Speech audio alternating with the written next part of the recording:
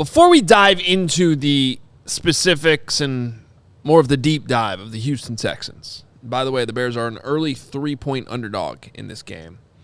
We know why this game's on Sunday Night Football. We know why it's getting featured early.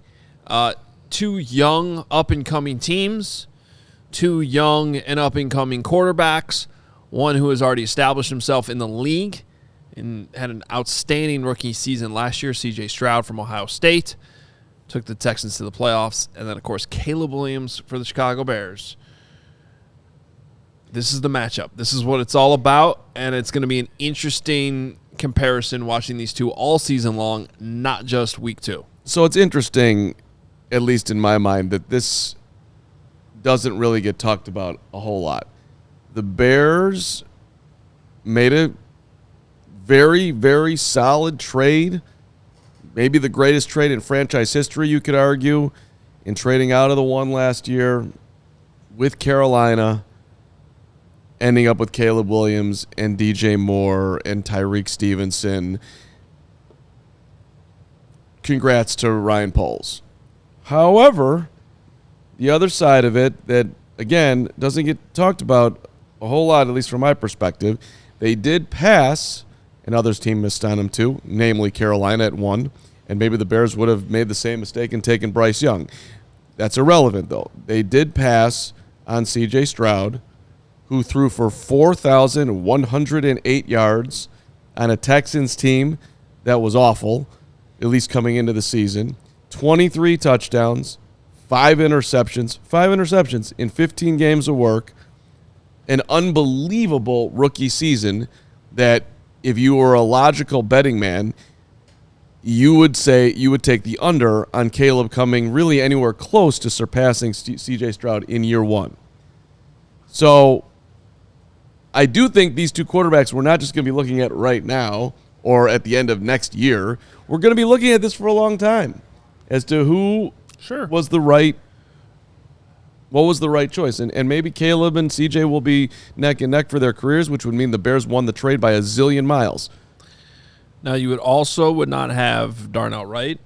You would not have Tyreek Stevenson. You would not have DJ Moore.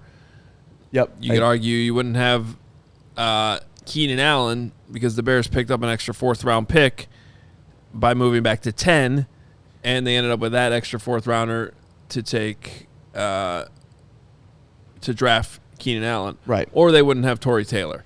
One of the two. Right. All true. And if you were to bet right now, will the Bears end up 5 years from now, 10 years from now, looking back on this, liking the trade? I would bet that they will. Mm-hmm. But they still did pass on a guy who looks like he's going to be a mainstay in the NFL, in the top 10 of NFL quarterbacks for a long time. Yeah. That's so.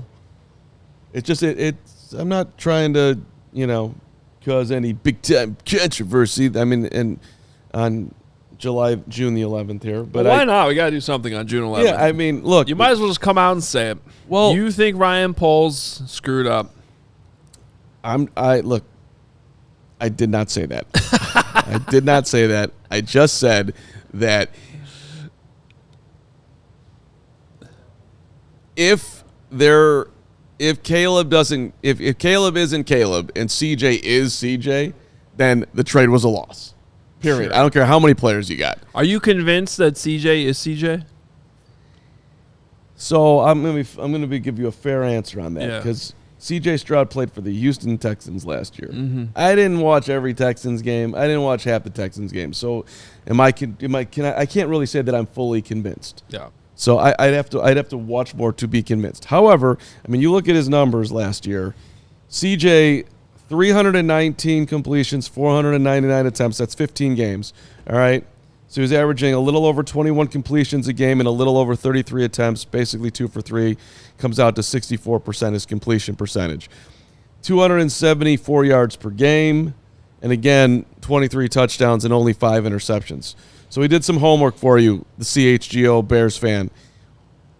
5 quarterbacks threw for over 24 touchdowns as a rookie. All right, by the way, the over-under this year is 23.5. That's why we got to 24. So let's slow down and reset that.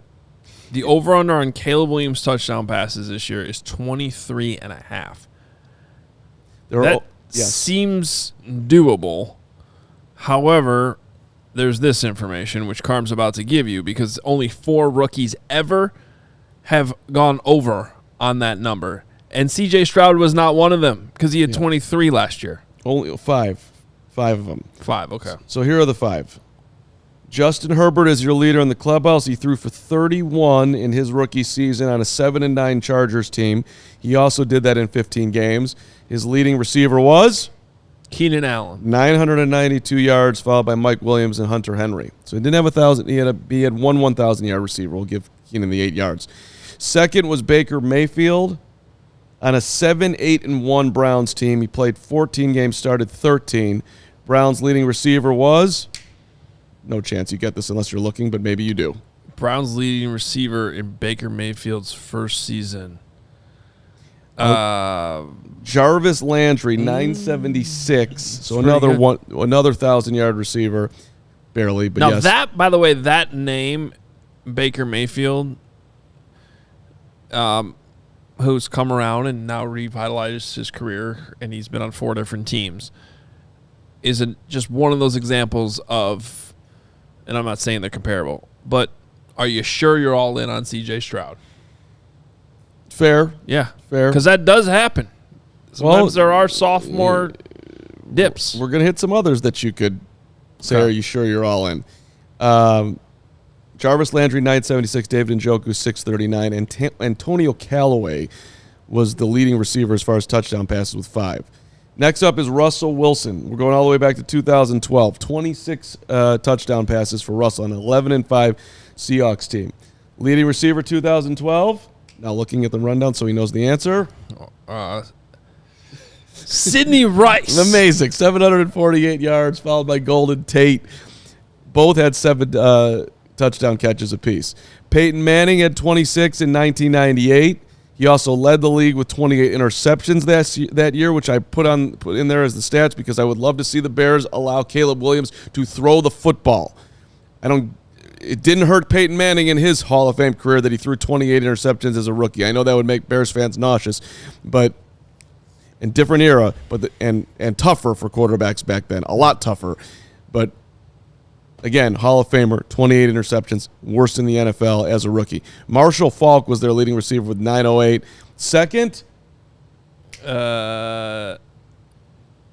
this one I actually probably would have gotten because I think I would have guessed him to be number 1. Okay. So it's interesting that Marshall Faulk was actually I wouldn't have the leader, but Marvin Harrison would be the answer. 776. By the way, the Colts that year, coached by Jim Moore, were 3-13. Anybody want to say playoffs? Playoffs? Yeah. And then the last one, to your point, Hoge, about guys that didn't work out. Daniel Jones, 24 touchdown passes, 12 starts. He went 3-9 on a 4-12 team, coached by Pat Shurmur.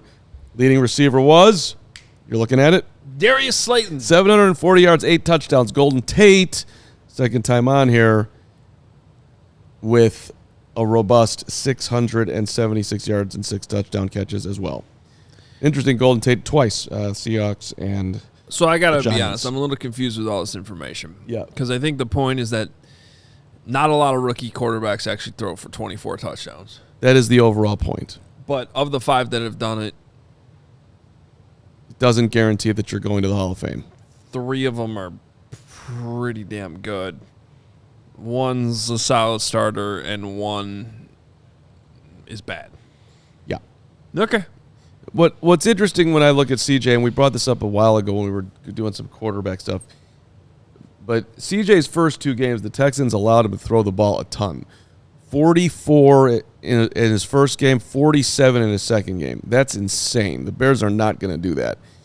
But, you go into his season, and he had a 4-game stretch last year, Stroud did, week 9 to week 12, where he threw for 1,466 yards. So, that's just big time. Every one of them was over 300 yards. He had a near 500-yard game in there. 10 touchdowns, 4 interceptions. They went 3-1. They had wins over Tampa, Cincy, and Arizona, and they lost a tight one to Jacksonville.